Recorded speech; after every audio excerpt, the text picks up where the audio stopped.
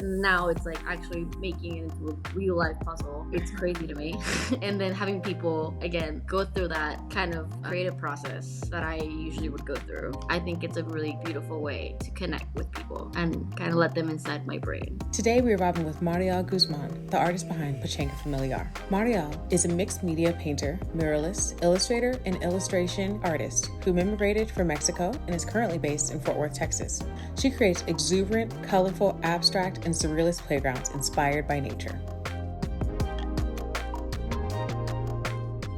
Thank you so much for joining us, Mariell. How are you doing today?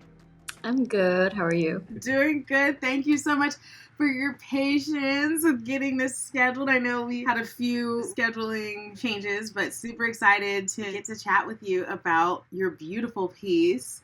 Please, can you tell us a little bit about how you got into art? So I've been doing art since I was little. I guess like most people, we all do art when we're little kids. But my mom is an artist as well, and she kind of always encouraged pushing ourselves into like our creativity and stuff for me and my siblings. So my siblings also do their own artist practice, which we all have like our completely different styles, which is really interesting. Basically, I've been doing it, since I was young, and then got more serious about it in high school with taking IB art and being able to really kind of develop my own style and really think about what kind of work I want to make and the purpose of it or the concepts behind it. So that really pushed me into starting to consider it as an actual career and going to school for it, like at college. So yeah. Where'd you go for college? I went to UT. Okay. Oh, nice. Yeah. I studied Awesome. studio art, which is a very meaningless degree. Oh, no. No, It's true. I understand the sentiment. Yeah, no, it's unnecessary, but also necessary sometimes. It just depends how you look at it and how you want to go about your career. If you want to be a teacher, it kind of helps, if you want to be a professor. But overall, art is kind of like, has to be done by doing the work. So I get it. Like I feel like I've learned the most about how to be an artist and like develop a career out like after college and actually being thrown into real life, and everything I've learned along the way, I think has been way more, I guess, I don't want to say rewarding. I've just been way more helpful than art school. And I'm always very transparent about that. I'm like, I think art school, it teaches you a lot of things, for sure. There's a lot of things you can get out of it in terms of like how to think about art and critique it and art history. That's all important. But I think you don't need to necessarily have a degree to be successful. I think you can be self-taught for sure. Yeah. 100% agree. Well, we talked about this a little before we got on the call, but we are all alumni of Allen High School, which is an amazing school. I mean, I think like that's one thing I talk about. Like people talk about like, oh, Allen High School with their $1 billion, facility for football, and it's like, I'm like, yeah, I mean, it is a lot of money for a football stadium. However, I do feel like Allen does put a lot into all of their studies. Like, so, like, how was your experience with the art program there? I loved it. No, I think they definitely really put a lot of money into any, I guess, field you're interested in. Because I remember they had a really good broadcasting program. Yeah, they had like a whole professional set that like you would see in like an actual TV show or a news anchor studio. But I also did orchestra, and I remember that being also very well funded, and even the spaces where we got to like practice and the band and all that choir, like all those rooms were like massive. And definitely like if you really wanted to pursue that seriously, like they had really good teachers with so much experience. I definitely loved like taking IB art specifically. I had Mr. Garrett, and he was probably one of my most influential teachers I had in terms of like. Did you have him too? Yeah, I did. I think you're right, because after I had his class from like regular art, that's how I went to IB art, and I had Miss Turner. But yeah, he was awesome. He was so laid back, but also like he really pushed his students to think more critically about their work and like research, and he would provide all these resources, I remember, for all of us to, I guess, really dive in deeper into like art history, or like even read more like academic literature or like essays and stuff, like if people who've been like maybe are more contemporary artists. I think if it wasn't for him, I don't think I would have probably decided to go on to study, continue my art education and like go to school for it, or even like be like, oh, I want to be an artist actually. Like this is a career I feel I align with, and I know it's going to be extremely difficult, but I think it's worth attempting it because I know he and his wife both are practicing artists as well as teachers, and he kind of for the first time in my life made me realize like, no, it is possible and you can do it too. There's like, here's some ways that you can achieve that. So that was really eye-opening and exciting to be told like, no, you don't have to do another job that you don't like. You can Yeah. continue to do this. Yeah. No, yeah, I think he did the same for me as far as like I did art mostly like growing up, and then in middle school I did art in my seventh grade or whatever. Then I stopped for a couple of years, and I got back in my junior year. I did his art class, and that's where I was like, I really wanted to. I was like, like I said, I see like a career path in it as far as like graphic design and design related. That's kind of where I went after that. And so in my IB art class with Miss Turner, I was able to do like kind of whatever project you want to do, right? So I did like poster designs and things of that nature to kind of really build towards graphic design. And that's kind of where I think Mr. Garrett definitely helped me to like see that that's his class was just so yeah, and his class was fun and like entertaining, and then like I said, made you think a little bit more about the art and stuff. So I think that was really helpful. So, how would you describe like your style as art, as far as like the piece you have for the puzzle and in general your work? You do a lot of murals, I know. So, I don't know why I still struggle to answer this question because I've been asked this a lot of times. I mean, I know definitely my work is that like the palette is very bold and vibrant and stuff. I also, I would say my work is more in the abstract kind mm-hmm. of realm, but in a way, I also like to have kind of dabble into surrealism because I know some of you can see some of like different pieces, like there's some stuff that is recognizable and you can kind of get the idea of like what inspired it, what like, oh, it reminds you of nature, or maybe of like different, like it reminds you of like an environment that maybe you could exist in, but still overall pretty much a very abstract kind of world. So it's kind of how I've been able to like think about it, or like what it is that I've kind of been developing since I was young. Just this world that I guess is in my head. I don't know if that made sense.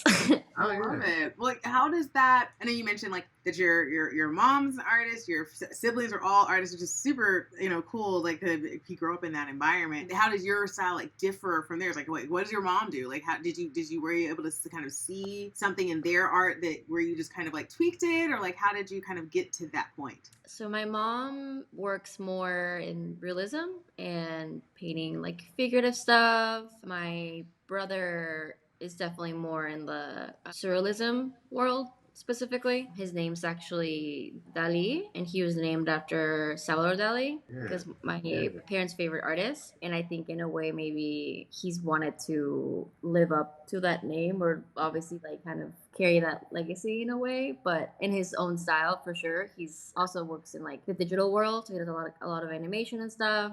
So it's been interesting to like now see the way he's kind of expanded his skills and his world in this new media way. And then my sister was always more into impressionism, and then obviously I went just like full abstract. So I remember growing up, and then I guess more in my late teenager years was when I started really going full abstract, and that's what felt like the most, I guess, authentic to me, and where I kind of found like, oh, this feels right, and I want to keep exploring this world and be very experimental with materials and kind of start to allow more room for like unexpected results and like be more playful. And I remember my family being like what is this, like never really understanding what I was creating or what it was supposed to represent. And then they would always like ask me like, what is it supposed to be, and I'd be like, I don't know. And I'm sure they thought I was maybe like doing drugs or something, and I don't know.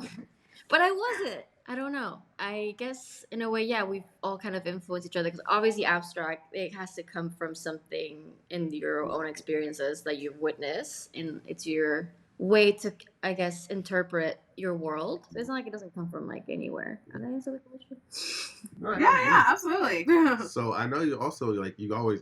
I see you're always doodling and doing stuff. So what does like art do for you in general? Does it feel like it's therapeutic or just something you have to do? How do you when you think about that? No, yeah, it's definitely therapeutic. That's why I think when I started to paint in like a more abstract style, that's when I was able to tap into this very meditative state of mind that I'd never experienced. And it helped me a lot as like an escape and to create this world that I could exist in that made sense to me, and it was my own language. And now being, I feel like I think I've talked about this a little bit the first time we had like an interview, but now that I've been developing it for like I guess almost 10 years, like that specific style, and being an adult, I've been able to really reflect and try to think of like, okay, where did that come from, and like get to the root of like why this abstract world has been my place where I felt my most authentic self. And then it made me realize it definitely had to do with kind of my experience as like an immigrant and coming here. Like obviously, I was 10 years old when I moved to the US, but then having to completely adapt to a new culture and like new language and be able to sort of blend in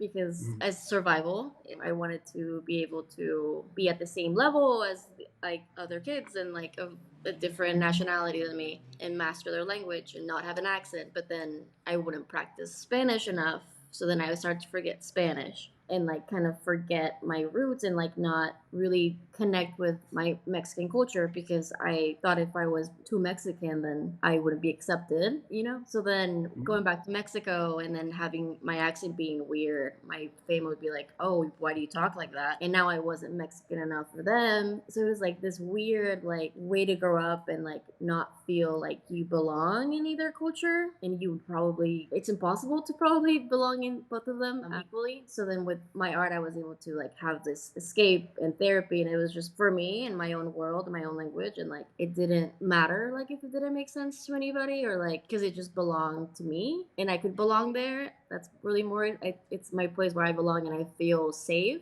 And I think doodling definitely continues to help me through that like every day, even if there's times when I like don't make time to doodle and I'll just think of like getting big pieces done and like making whatever like great paintings and masterpieces, but then I forget how important doodling is because it's just kind of getting ideas out and just getting kind of understanding the world around me or like thinking through all these things through just lines and color. And I feel like that's so much more pure for artists and like Yeah. the really beautiful place where you can like heal a lot. So yeah, definitely therapy is my point. That's beautiful. I Yeah. love it. I know, like, during my day job, we have, like, all these different, like, associate groups. And one of them is I think they called it third culture group. And that's basically, like, children of immigrants or immigrants themselves where, like, they mentioned the same thing where it's, like, you feel like you don't really fit in as a, in the American side of, like, as far as, like, relating to people from here, you don't necessarily relate to the people from where you're from, your culture, because you are in this middle ground. But it's interesting because, like, of course, there are people from all different countries that are in that group, like, and they all have that same experience. And so, like, even when you feel like you're kind of like alone in this world, like, there's still so many people that also know what that feels like, in their own way. So, Yeah, and I feel like a lot of this isn't something I even really thought about until I was, I guess, in my late 20s and realizing that experience and like how unique that experience is and that it's a third culture, and it's made me really want to like connect with a lot more people that are immigrants, like doesn't matter like where they're from, but to talk about that and like talk about those experiences because it's definitely like a kind of a place where like trauma exists, but you don't even realize how that affects you and the way you experience the world or like relationships, because obviously it affects the way you experience family, and that can really be triggering in a way. But I think it's good to have art where like or find your way to kind of heal through that or really express yourself or kind of get to it, like know your identity, because your sense of identity is so confusing. But Yeah. that's like, I mean, yeah, everybody obviously struggles with with all these concepts. But yeah, I don't know. It's interesting. The more specific you are, the more people understand it and can relate to it, basically. And so, like, you think like especially when they talk about like in business, like you think you think like advertising to everybody will mean that more people will come to you, but really the more niche you are, the more people relate and are actually and want to be a part of that thing. So I think, yeah, like you said, like there are so many people that like it is a unique experience to you, but it's also that same unique experience to so many others, in a way. And of course, like everybody has their own version of that, but it's still like a way that you can really relate to each other. Yeah, I think that's very important. So you are the creator of this beautiful piece. I believe it's pronounced Pachanga Familiar. Is that how you pronounce Yes. it? Yes. Kind of. So tell us a little bit about the piece, like your inspiration, how it came to be. It's absolutely my favorite. I was like the one when we were about to do all the putting it together and like we had to decide like who was doing what. I was like, I'm doing that one. I love it. It's really fun. I finished it. My husband was in the hospital for a few days and like I did it night after I came back home from visiting him. So I'm like, oh, this is so great. How long did it take you to do it? It took me, I think, like 2 days, and unfortunately, I dropped it when I was moving it into my car, so I actually had to do it 2 or 3 times because I kept dropping it, and like I'm like, okay, I'll fix it, and then I'll put it back in the car, and then I put it in the car, and then it fell out of a mess. But oh my god!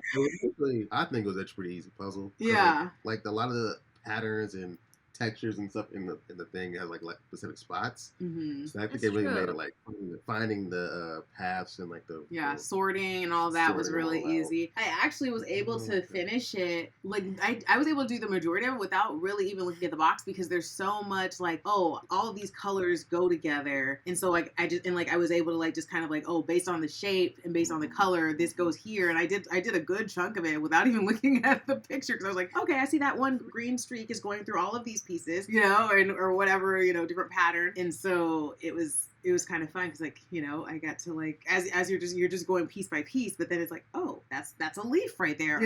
You're kind of discovering the actual image. That's so interesting. Yeah. Honestly, it's been so fascinating to like hear people's experience of putting together my art because that's never happened before. I guess maybe with murals when I have an assistant and then they have to be like, oh, what is this that I'm painting here? And then usually if it's abstract, they don't really know. They're like, oh, is this blob thing like supposed to do this? Because again, there's no right or wrong way or formula, but with my work, it's anything can happen.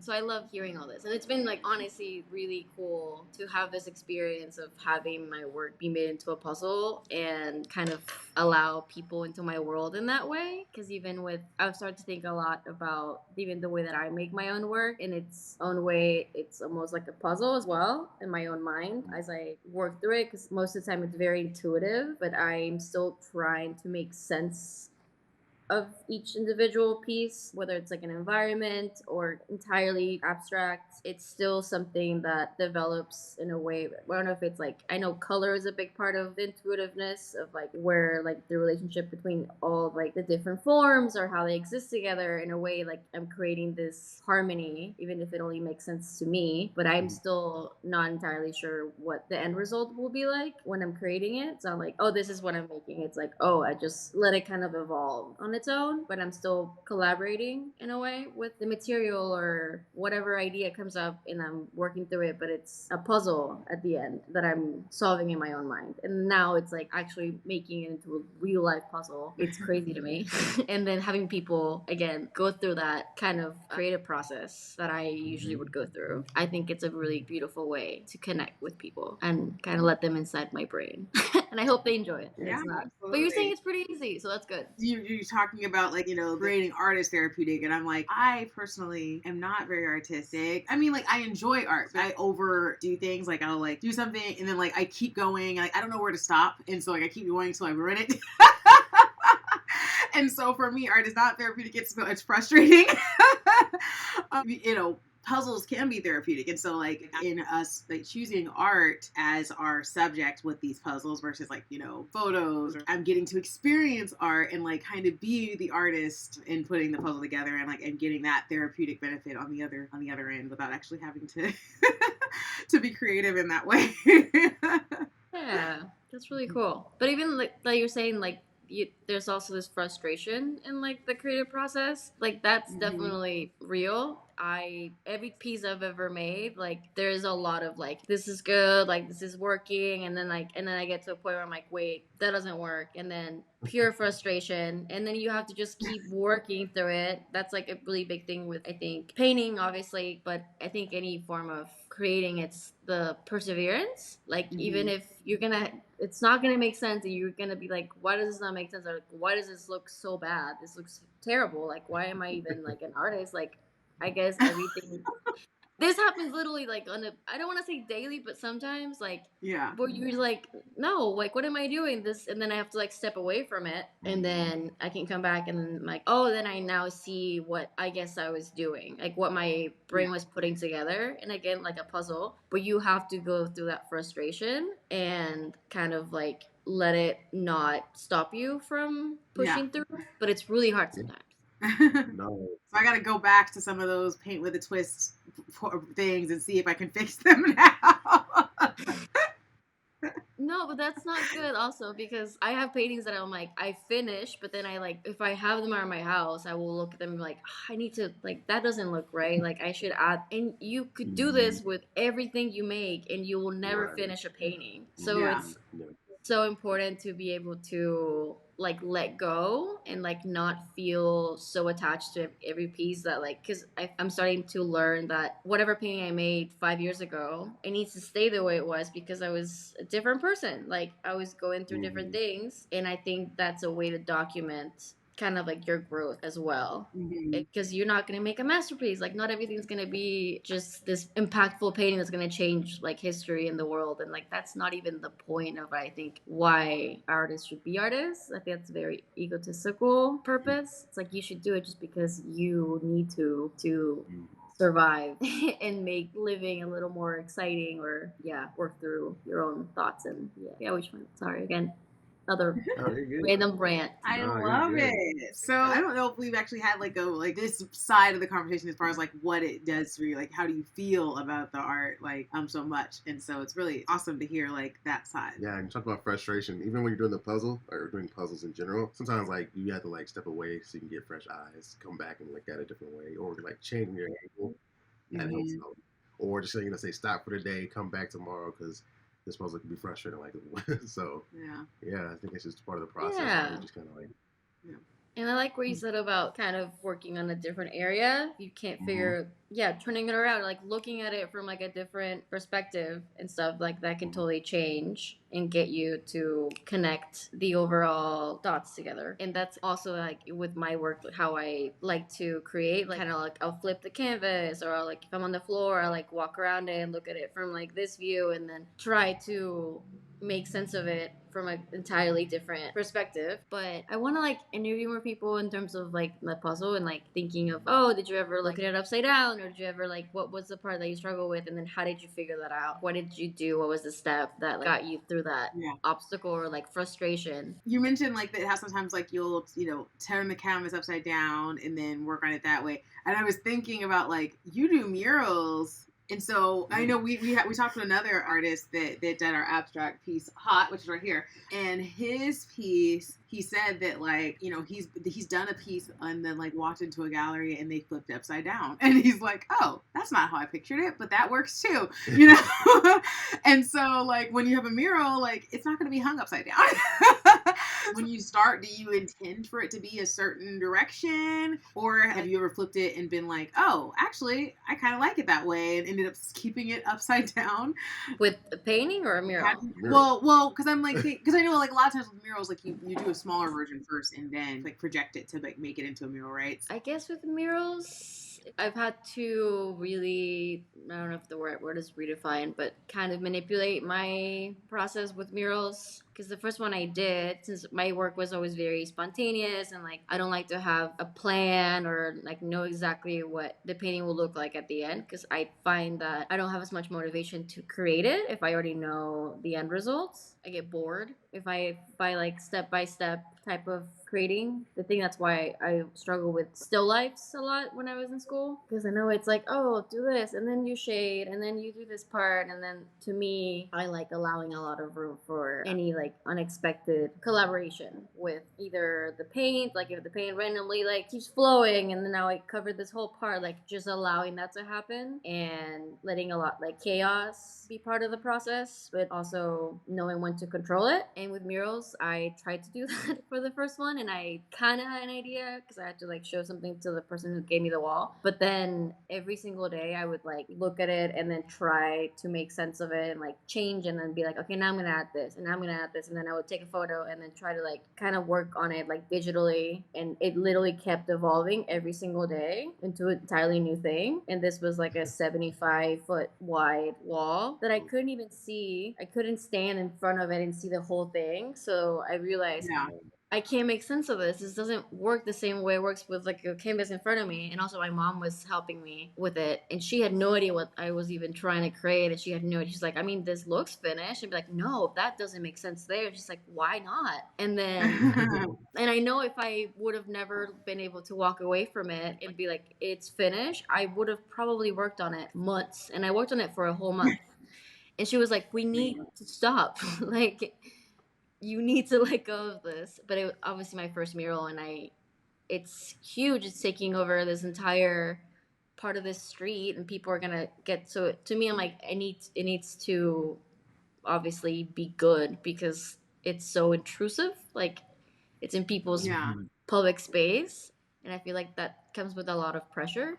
And I've been able to, in some cases, have clients that trusted me to be able to allow room for changes while I'm creating the mural. But I think whenever I had one that I could be spontaneous and like change, I like to sometimes like lay down and then just look at it from below. So that's been like one of my ways that I can see it from a different angle. Yeah. And really kind of be immersed in it. Or if I've been on like a scissor lift and I can like look down below and look at it from that angle. I feel like I'm getting back to the question, but I feel like I went Yeah, no, all that's over. that's fantastic. Yeah, I don't know. It's just murals are such a whole beast, and like I'm a pretty small person. I'm like 5'1", so it's been really interesting to experience scale in that way, creating works that are larger than me. Have my entire body kind of be very much involved in terms of like, if when I'm just doodling I can sit down, but if I'm doing a mural I have to like sometimes like if I'm doing spray paint, like put my entire body into it. It's almost like a It's a dance. full workout. Oh yeah, no, it's very very physical, but I find that to be a new way that I've been able to kind of be more intimate with the piece and feel very much like, I don't know, like my entire self is like part of it. Yeah. Does that make sense? Oh yeah, Yeah. it definitely does. When you talk about, that it feels like dance. So do you typically listen to music when you're like when you're doing murals, or what is your creative process as far as music? Because of course this is called Vibin With, and we do talk about like the music that inspires it as well. I definitely listen to music when I paint. I think that's a very important part of getting into that space in a more kind of, I don't want to say trance, but I guess it depends if I have like somebody with me painting, and then so I'll play music for like both of us to enjoy. So I usually like to play a lot of disco whenever I have somebody with me, and very much like upbeat and like get you going, because it is very physical. So in a way you can like again go into that flow. But if I'm alone or I have my headphones in, I've been more inclined to listen to very instrumental music, whether like classical music or lo-fi or electronic, but very chill electronic. I don't know if you know the band Air. They're this band they're from France that do duo. I'm not gonna say when they started because I don't know, but they're pretty old.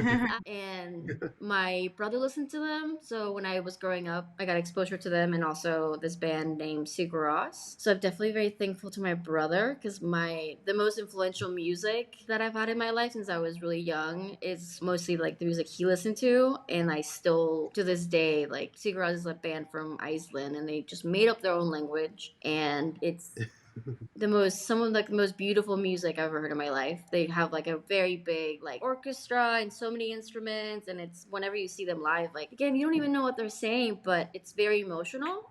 I guess I realize in a way I prefer music that is abstract in terms of I think sometimes like the if I hear the words and language that can distract me from what I'm creating and that can like influence so if it's just telling me a story or taking me through their own experience they're creating with their own language, then like I can tap into my own and let that flow more easily. But yeah, I guess also I also really like jazz, but I think jazz is another way of like it's very improvised and it's very much about like feeling it out and like going with this flow and collaborating and like feeding off each other's like energy. And I really love that aspect, like improvisation and kind of being really intuitive with your craft and your language. Yeah. I love that you said like the music list is kind of abstract in a way too. So I think it's pretty cool. Like It's so on brand. your own world is really what you created. But Yeah. What do you guys listen to? Because I am gotten to that age, I listen to the music that I grew up with. Like I am like unfortunately I'm at probably because I have kids and I'm busy and I'm not in the car as often as I used to be because of COVID. So I don't really know what's playing now as much as I know the music I grew up with. So. Touch.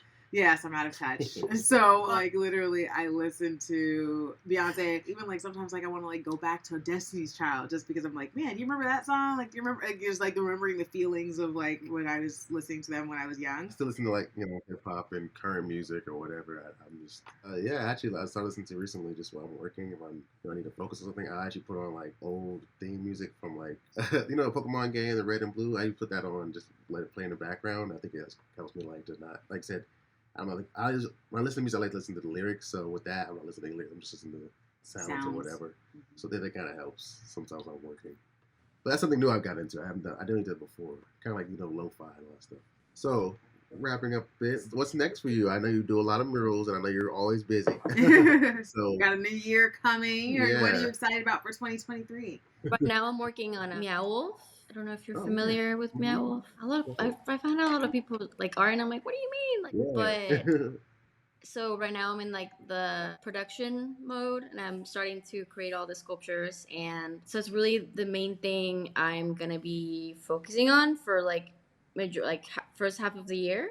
I think the whole thing opens in the summer, so I'm gonna spend like the next few months working on like over 20 sculptures, and also have when I actually can get to go work on the site when it's ready, I have to create all these murals for the space. So it's definitely like my biggest project I've ever done in terms of size and the amount of work that goes into it. Like I've never been able to create sculptures that are this permanent because I've only done like installations with like recycled materials or stuff that I thrifted and just kind of like put together because I always had really small budgets for those projects, which is great because that's kind of like how you really test your creativity whenever you work with whatever you have available. So I'm definitely very excited. Like I'm already learning so much about these different sculpting materials, and like it's really exciting to see my work in a more three-dimensional way. And I still can't imagine what it's going to be like when I'm actually in the room and I'm putting this world together, because it's basically a lot of the forms and the plans and stuff are similar to like the puzzle, where it's like this reunion of all these different things I've created or elements, and then they're all now existing in harmony in this environment. So think of that, but like